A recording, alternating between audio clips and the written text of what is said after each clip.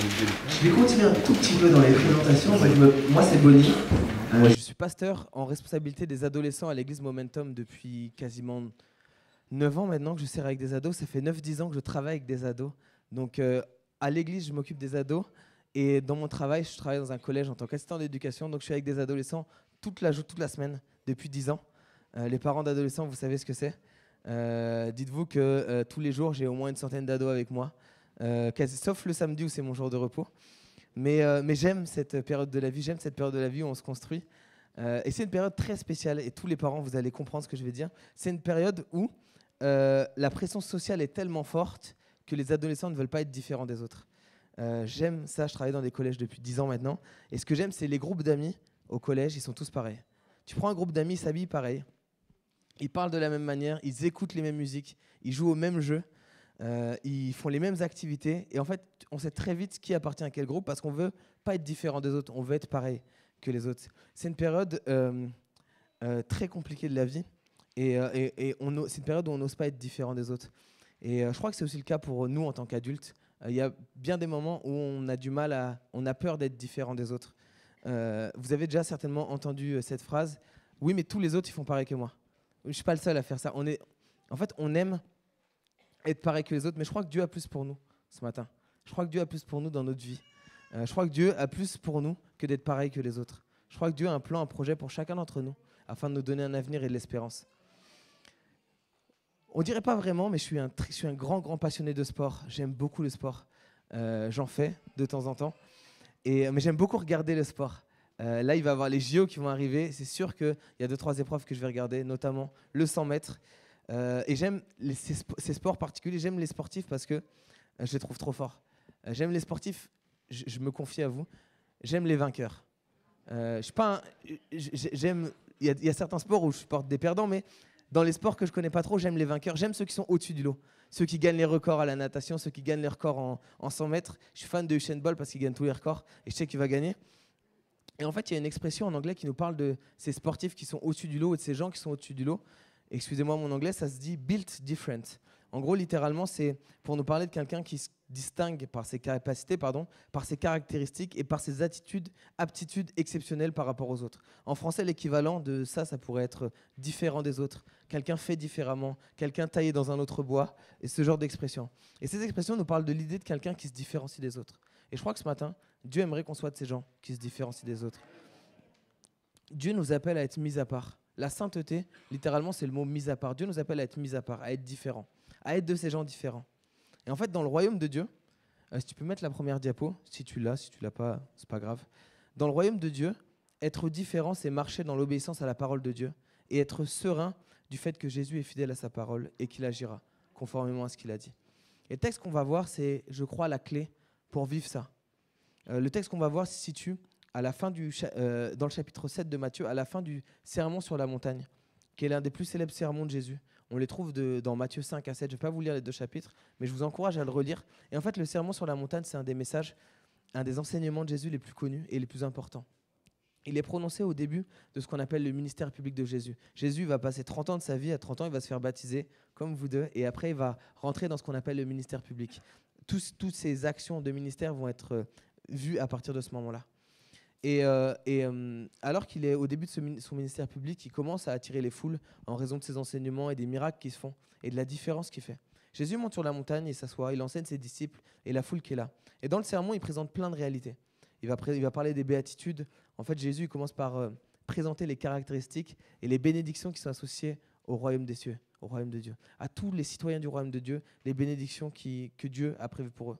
Jésus va aussi après appeler ses disciples à être le sel de la terre, la lumière du monde, à faire la différence, à influencer le monde qui nous entoure par qui on est et par Jésus en nous. Jésus va affirmer après qu'il n'est pas venu pour abolir la loi, mais il est venu pour l'accomplir. Il n'est pas venu pour détruire ce qui a été fait, mais il est venu pour aller plus loin. Il est venu pour amener une justice qui dépasse celle des scribes et des pharisiens. Ensuite, Jésus va appeler ses disciples et ceux qui suivent à vivre une foi authentique. C'est quoi une foi authentique ? C'est une foi qui est vraie, basée sur la parole de Dieu et qui est vraie, qui n'est pas une foi de façade où je montre que je suis quelqu'un que je ne suis pas.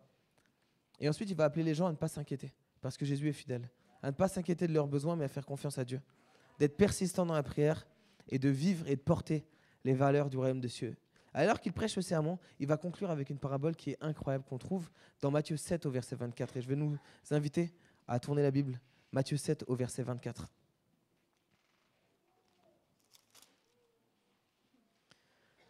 Du verset 24 au verset 27. Ainsi, quiconque entend de moi ces paroles et les met en pratique sera comme un homme avisé qui a construit sa maison sur le roc. La pluie est tombée, les torrents sont venus, les vents ont soufflé et sont précipités sur cette maison. Elle n'est pas tombée, car elle était fondée sur le roc. Mais quiconque entend de moi ces paroles et ne les met pas en pratique sera comme un fou qui a construit sa maison sur le sable. La pluie est tombée, les torrents sont venus, les vents ont soufflé et sont abattus sur cette maison. Elle est tombée et sa chute a été grande. Et le mot maison ici, c'est le mot oikia, qui nous parle de trois choses, qui nous parle de l'édifice, la maison, le logement, mais qui nous parle aussi de tous les membres de cette maison, la famille qui est à l'intérieur, et elle nous parle aussi de toute la propriété qui est à l'intérieur de cette maison. Et ce matin, le titre de mon message, c'est bâtir sa maison sur le roc. Je crois qu'il y a un appel à bâtir notre maison sur le roc. Je crois que Dieu veut que jour après jour, nous bâtissions nos maisons sur le roc.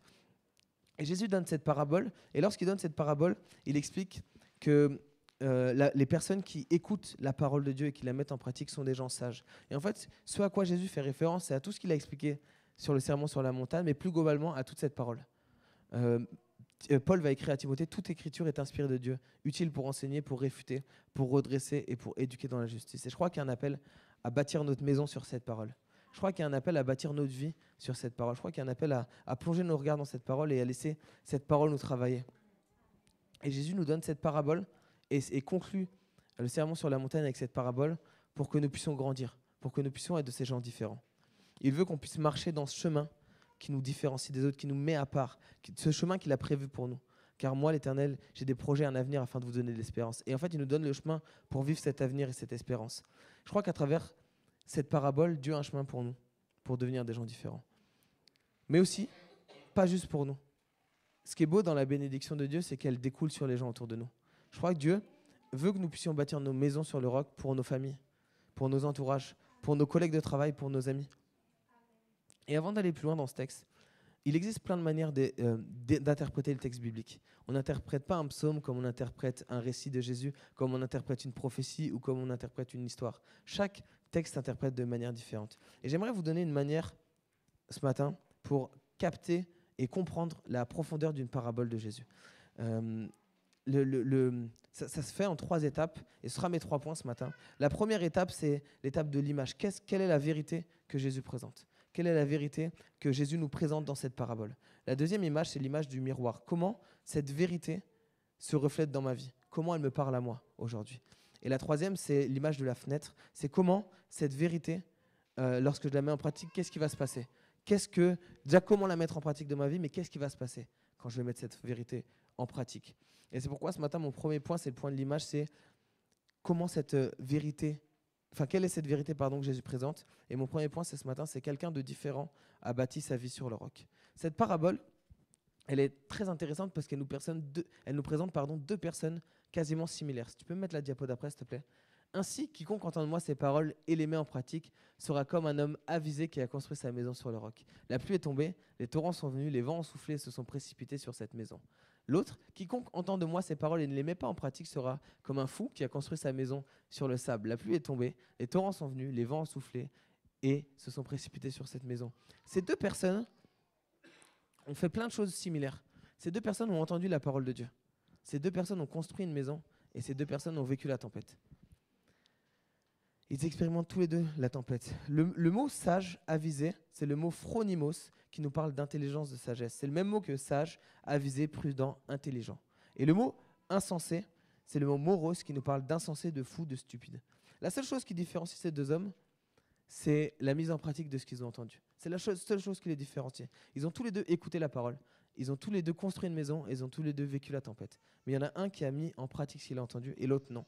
Et en faisant ça, en mettant en pratique ce qu'il a entendu, l'homme sage se plante fermement sur le rocher qu'est Jésus. Tout à l'heure, on a entendu 2 témoignages qui nous parlent que Jésus transforme. 2 témoignages qui nous montrent que ce que Jésus a dit, il l'a fait, il le fait et il va continuer de le faire. Et alors qu'on met en pratique notre parole, ça nous permet, nous, de nous fonder sur ce roc qui est Jésus. C'est Jésus le roc, c'est Jésus la stabilité dans notre vie. Mais nous, on peut se planter là-dessus. Et on peut être soutenu par ce que Jésus va faire si on est dans ses voies. L'avantage d'obéir à Jésus, c'est que tout ce que Jésus nous a promis, lui, il est fidèle. Si on obéit à cette parole. Et permettez-moi de vous poser une question ce matin. Quand est-ce qu'on découvre qu'un homme est sage ou insensé ?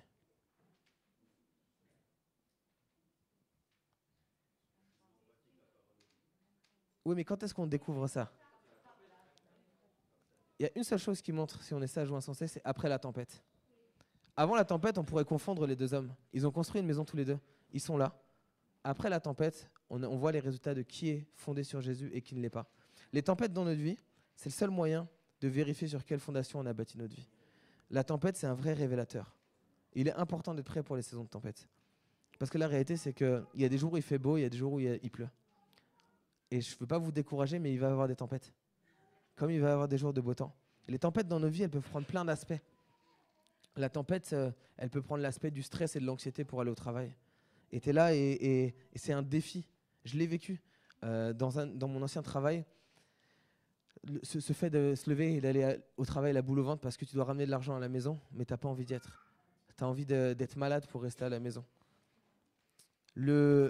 Cette tempête, elle peut venir d'une maladie qui survient brusquement et qui change toute ta vie. Tu as des projets et tu apprends un diagnostic et là, cette tempête, elle vient. Et je l'ai vécu. Je suis atteint d'une maladie qui s'appelle l'épilepsie et qui est une maladie incurable depuis petit. Et je peux vous dire que le jour où j'ai appris que j'avais cette maladie, ma vie, elle a changé. Le soleil qui était là s'est transformé en tempête. Et on peut le vivre.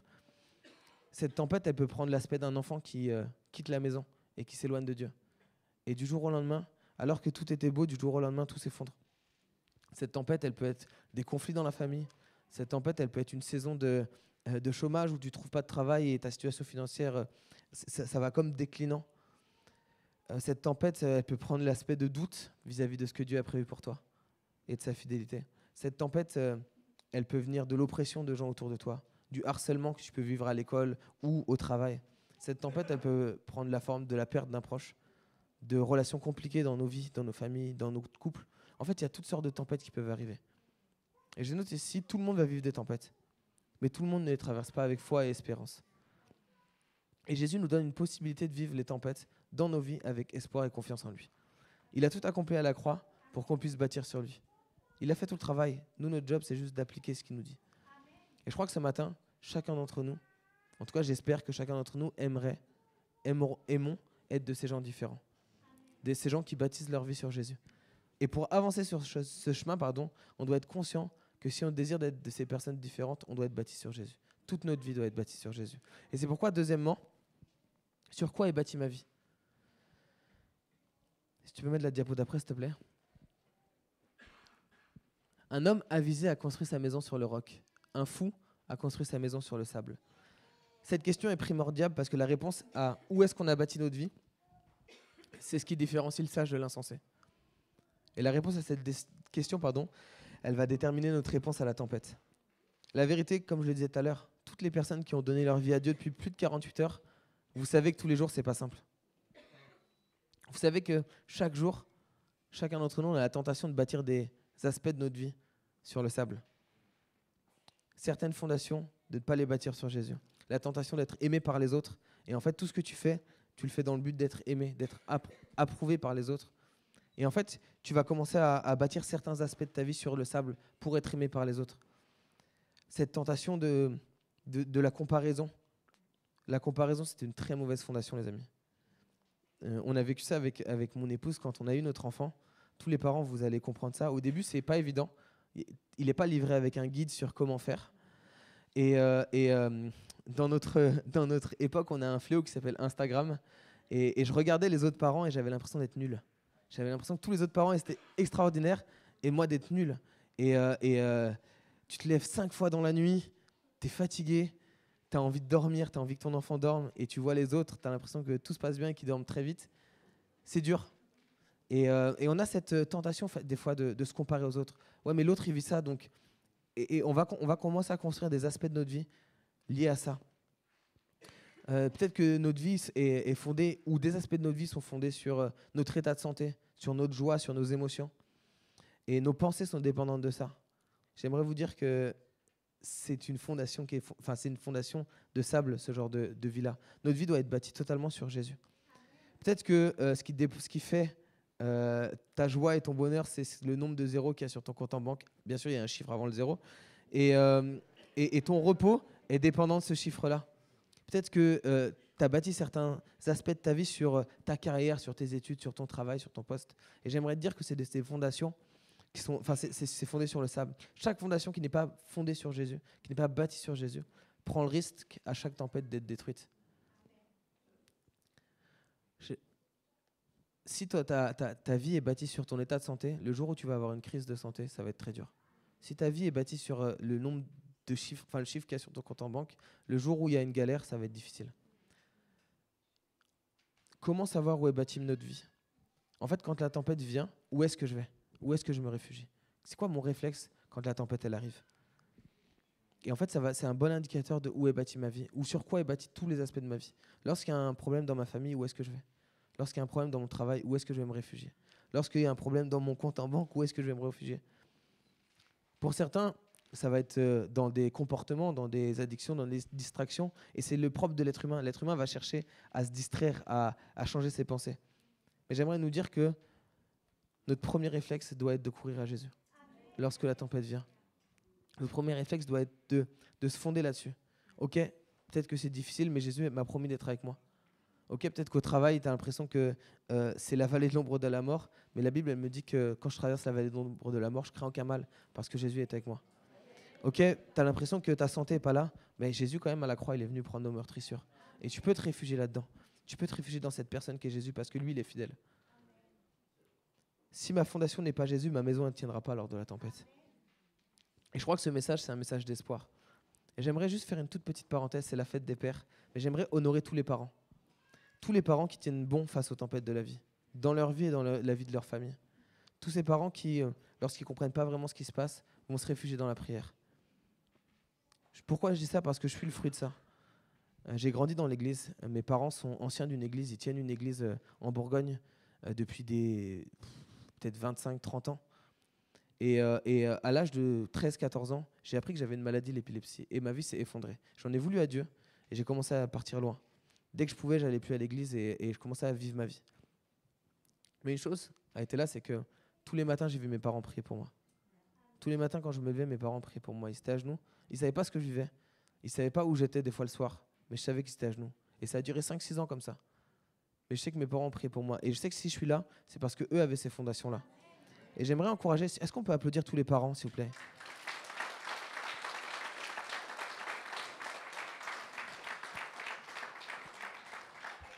Parents, grands frères, grandes sœurs, continuez de prier pour vos frères et sœurs, pour vos enfants. Pourquoi? Parce que c'est comme ça aussi que Dieu transforme les fondations des enfants en sable à roc. Continuez de prier pour que les fondations soient transformées.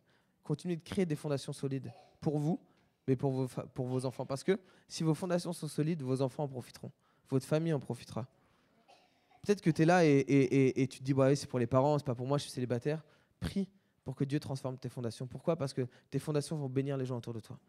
Tes fondations vont bénir ton ou ta future épouse et ils te remercieront. Bien sûr, on n'est pas parfait. Mais je crois que quand on vit une vie marquée d'obéissance à cette parole, Dieu est là, Dieu est fidèle et il y a un espoir. Lorsqu'on s'abandonne pleinement à Jésus, Jésus lui est fidèle et il vient remplacer nos fondations pour nous permettre de bâtir sur lui. Et même si tu es dans une situation où ta maison s'est déjà écroulée, j'aimerais te dire que Dieu c'est le Dieu de restauration. C'est jamais trop tard avec Jésus. Les gens ont cru qu'il était mort, puis 3 jours après il est ressuscité. Jésus l'a jamais dit le dernier mot. Tant qu'on est là sur terre, il y a toujours un espoir d'avoir nos fondations se reconstruire, les ruines se reconstruire, se relever. Il y a un espoir pour ceux qui décident de bâtir et de construire sur Christ.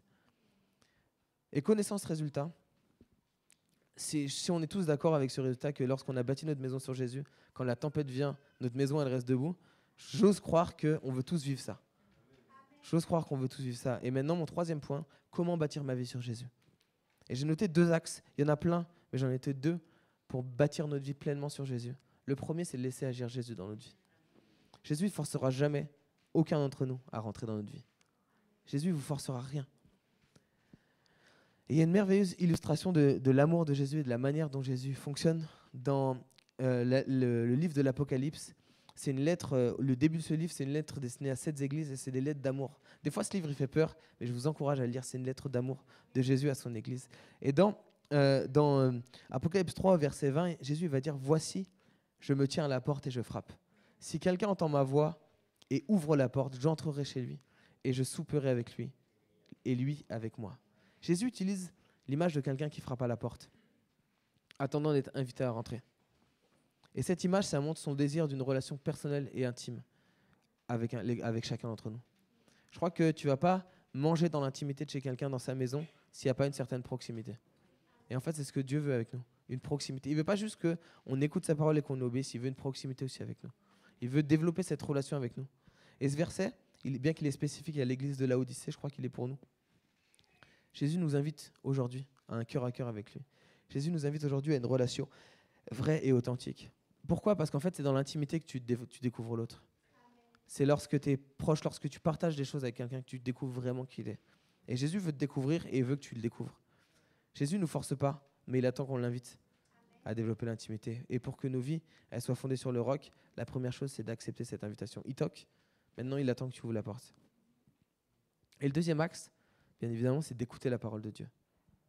On doit être là où on entend la parole de Dieu. On doit créer l'espace dans nos vies pour écouter la parole de Dieu. On doit créer l'espace pour entendre Dieu, lire et méditer cette parole. C'est important, et je ne dis pas ça parce que je prêche ce matin, mais c'est important d'écouter ce que Dieu a à nous dire. C'est important dans notre vie. C'est une des raisons pour lesquelles c'est vraiment important de venir là, aux réunions, de venir à l'église, parce qu'on entend ce que Dieu veut nous dire. C'est important de créer l'espace dans notre vie pour que Dieu nous parle. C'est important de couper certaines distractions aussi dans notre vie. Ça, c'est entre toi et Dieu, pour laisser de la place à Dieu. Vous savez, on ne peut pas écouter Dieu si on ne veut pas l'entendre. Si on ne met pas du temps pour Dieu, on ne pourra pas l'écouter. Si je suis avec ma femme et que je ne l'écoute pas et que je fais d'autres choses, je n'entendrai pas ce qu'elle a à me dire. Et je crois qu'on a besoin de créer de l'espace pour Dieu, pour qu'il puisse nous parler.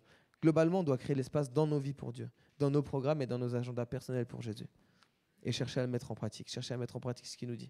Pourquoi je dis ça ? Parce que vous ne me connaissez pas et on ne se connaît pas beaucoup, mais je ne suis pas la personne la plus organisée du monde. Il y a des gens qui sont très organisés, très carrés, très structurés. Moi, j'ai de la chance, j'ai ma femme pour ça, mais ce n'est pas du tout mon fort. Et il y a une seule chose qui est organisée dans ma vie et dans mon agenda, c'est mon temps avec Dieu.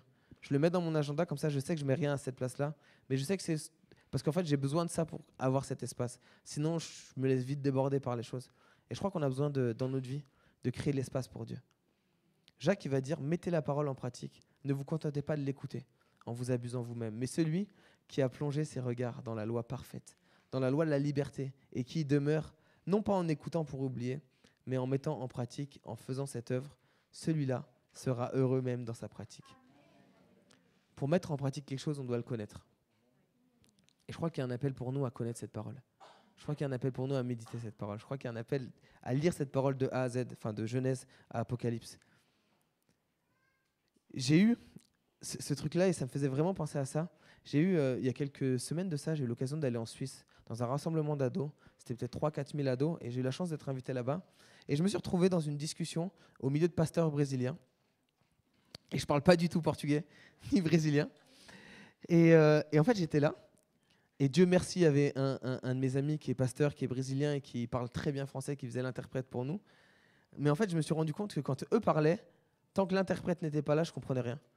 Donc tu es là, tu rigoles, tu souris, tu ne sais pas ce qu'ils disent sur toi. Et je ne comprends pas. Et j'aurais pu écouter des heures, j'aurais rien compris parce que je ne connais pas cette langue. Et Dieu merci, Dieu a mis un frère pour me traduire. Mais en fait, des fois,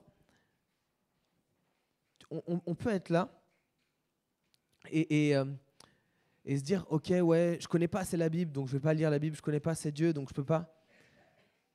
En fait, la question n'est pas de savoir est-ce que je connais toute la Bible ou pas, c'est de savoir qu'est-ce que je mets en pratique. Vous savez, je crois que Dieu honore plus la personne qui connaît peu mais qui met en pratique ce peu que la personne qui connaît tout et qui met rien en pratique. Maintenant, ça ne veut pas dire qu'on doit se contenter de peu. On doit, jour après jour, chercher à dévorer cette parole, chercher à la comprendre et à la mettre en pratique. Mais je crois qu'il y a un appel à pas juste lire cette parole. Il y a un appel à se dire, ok, comment moi ça me parle ?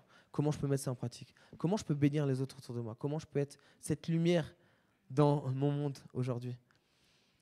On a besoin de mettre en pratique cette parole pour nous, mais pour les autres qui sont autour de nous. Et il y a une promesse qui est rattaché à cette parole. Ainsi, quiconque entend de moi ces paroles et les met en pratique sera comme un homme avisé qui a construit sa maison sur le roc. La pluie est tombée, Les torrents sont venus, les vents ont soufflé et se sont précipités sur cette maison, mais elle n'est pas tombée, car elle est fondée sur le roc. La promesse, c'est quoi? C'est alors qu'on bâtit notre maison sur Jésus, peu importe ce qui se passe dans la vie, peu importe le nom de la tempête qui va arriver, la maison, elle va tenir. Peu importe. Peu importe que ce soit des défis humains, que ce soit des défis financiers, que ce soit la santé. Peu importe la tempête, quel visage elle prend, il y a cette promesse de Dieu que la maison, elle va tenir, parce qu'on est fondé sur Jésus. Et je le disais au début, le mot oikia, qui est traduit en français par maison, nous parle de l'édifice du logement, mais nous parle aussi des détenus de la maison de la famille et de la propriété de la richesse et des biens. Ça veut dire quoi? Lorsque vous fondez votre maison sur le roc, tout ce qui est à l'intérieur de cette maison est protégé. En fait, pendant que je méditais cette parabole, c'était une chose incroyable, c'est que alors que l'homme qui a bâti cette maison sur le roc a prié, a mis son temps avec Jésus, a fondé sa maison sur Jésus, lorsque la tempête est venue, son enfant était protégé parce qu'il était à l'intérieur de la maison. Sa femme a été protégée alors qu'elle était à l'intérieur de la maison. Pourquoi? Parce que c'est toute la maison qui est bénie. C'est pas juste lui. Et je crois lorsqu'on fonde notre maison sur le roc, il y a une protection aussi pour notre maison et pour ce qui est à l'intérieur. Il y a une protection pour nos enfants et nos femmes, ou nos époux, pour vous, mesdames. Je crois qu'il y a une protection pour tout ce qui est à l'intérieur de la maison. Et je crois que Dieu est un Dieu de bénédiction. Je crois que Dieu est un Dieu qui bénit les familles et qui honore les familles. Dieu vient agir dans nos vies lorsqu'on bâtit notre vie sur lui, mais pas que. Il vient agir aussi au travers de nos vies. Aussi imparfait qu'on est, Dieu va nous utiliser. Pourquoi? Parce qu'on a bâti notre maison sur le roc. Et pourquoi? Parce qu'en fait, on lui fait de la place dans notre vie. C'est lui qui va agir. Il y a eu, comme je disais, je travaille dans un collège depuis 10 ans et je travaille dans plusieurs collèges différents. Et pas celui-là, mais celui d'avant auquel je travaillais. Quand je fais mon entretien d'embauche au début, je suis très clair avec mes patrons et ils me disent c'est quoi votre projet de vie? Vous faites quoi dans la vie à côté? Je leur dis bah écoutez, à côté je suis pasteur, je m'occupe d'ados et puis mon projet de vie c'est d'être pasteur. Et là l'entretien il change. Oui, vous savez, on est dans une école laïque, vous n'avez pas le droit de parler de Dieu. Et vraiment, mon entretien dure 40 minutes sur ce que j'ai pas le droit de faire en tant que chrétien. Et je leur dis oui, je sais ce que je dois faire quand même, je respecte la loi, Dieu nous appelle à honorer la loi et tout. Et pendant vraiment, ils me parlent 10 minutes de mes compétences et 50 minutes sur le fait que j'ai pas le droit de parler de Dieu. Je me dis, c'est bizarre quand même, mais j'ai l'impression que je dois être là. Donc je suis là et je fais mon travail et c'était assez compliqué quand même comme ambiance. C'était ce qu'on appelle REP+, c'est les collèges les plus difficiles de Bordeaux.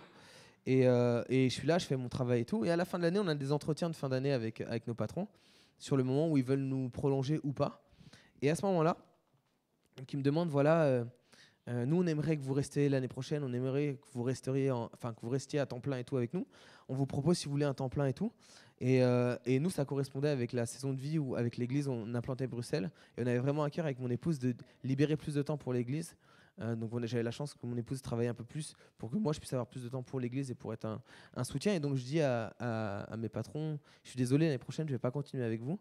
Et la question de mes patrons c'est est-ce que vous avez des gens de votre église à me recommander pour l'année prochaine? Et je leur ai pas parlé de Dieu dans l'année, mais je crois que Dieu agit au travers de nous. Je crois que quand Dieu vient nous transformer, il parle aussi. Et je crois que cette bénédiction, elle est pour chacun d'entre nous, pour nos familles et pour nos maisons. Lorsque Dieu vient agir dans nos familles, il vient être une bénédiction pour toute la famille. Lorsque nous sommes fondés sur le roc, on permet à nos maisons de tenir lors de la tempête. On permet d'être une lumière aussi pour ceux qui ont vécu la tempête. Et on permet d'être un modèle pour ceux qui sont peut-être écroulés dans la tempête. Pourquoi? Parce que lorsque la tempête vient, la personne de qui la maison a été détruite va regarder la personne avec la maison qui est restée. Pourquoi ta maison elle est restée? Pourquoi tu es resté comme ça et pas moi? Et ça vient questionner, ça vient interroger. Le cœur de Dieu est un cœur de bénédiction pour nous, mais pour nos familles. C'est la fête des pères et je crois que Dieu a vraiment une bénédiction pour les familles. Dieu veut que nos familles soient bénies et sauvées. Et lorsque notre maison elle est bâtie sur le roc, on permet à Dieu d'agir en nous et au travers de nous. Et on permet aussi à notre maison de voir le fruit de l'esprit se manifester. On permet à notre mariage d'être béni. On permet à notre parentalité d'être béni. Pourquoi? Parce qu'on permet à Dieu d'agir là-dedans. Lorsque notre maison est bâtie sur le roc, on peut donner continuellement à nos enfants un avant-goût et à nos familles un avant-goût de la bonté de Dieu. Eux peuvent regarder et être témoins de l'action de Dieu dans nos vies. On a vécu ça. Nous, on a le privilège, la joie et le défi de poursuivre le ministère. On va aller sur Caen en Normandie. Et alors qu'on était dans ce choix-là, avec mon épouse et notre enfant, On s'est dit que notre fils est quand même trop jeune pour décider là où on va aller encore. Il a 6 ans.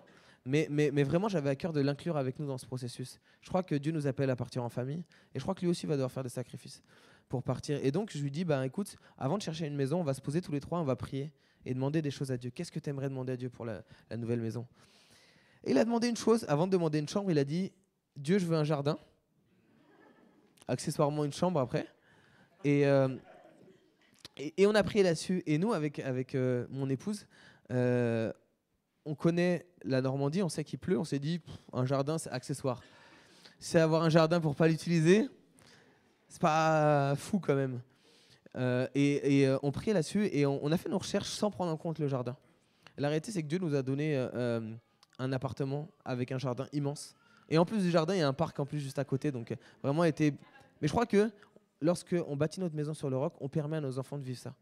On permet à nos enfants d'avoir un avant-goût de la fidélité de Dieu. On permet à nos familles de voir Dieu agir. Lorsque on bâtit notre maison sur le roc, on est assuré que Dieu va créer aussi des opportunités pour que notre famille soit sauvée. Il y a un témoignage dans la Bible que j'aime beaucoup, c'est alors que Paul et Silas sont en prison, ils sont là, ils vont louer Dieu, et là il y a un geôlier qui va arriver et qui va être touché par ce que Dieu va faire. Et il nous est dit que lui et toute sa famille se firent baptiser. Lorsqu'on bâtit notre maison sur le roc, on permet à notre famille aussi. On donne des opportunités à notre famille de rencontrer Jésus.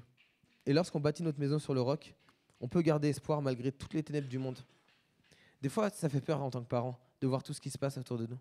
Mais je crois que Dieu veut nous assurer d'une chose, c'est qu'il nous protège, nous et notre famille. Je crois que Dieu veut nous assurer d'une chose, c'est que sa bénédiction, elle n'est pas que pour nous. Sinon, ça n'aurait pas de sens. Elle est pour nous et tous ceux qui nous entourent. De génération en génération. Et ça nous permet aussi, lorsqu'on bâtit notre maison sur le roc, de garder espoir malgré les ténèbres du monde. Lorsqu'on voit comment la famille est mise à part par Dieu, ça nous encourage. Lorsqu'on voit comment notre famille est protégée, ça nous encourage.